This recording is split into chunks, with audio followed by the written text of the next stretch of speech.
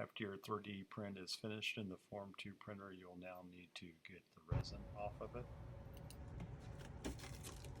We use 91% APA alcohol to do that, and make sure the IPA level is up to the black line on the foam wash machine.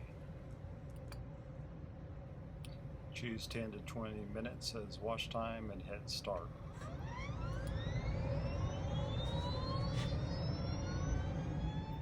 The foam wash machine circulates the IPA solution, removing all the resin off the 3D print.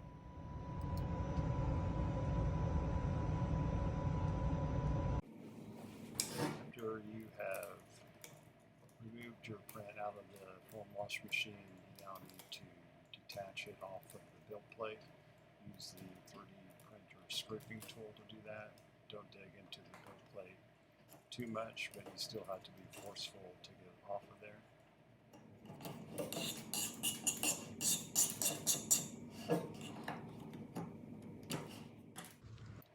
After you have removed most of the 3D print off the build plate, then use a paper towel saturated with some of the IPA to remove any of the remaining adhering resin off the build plate.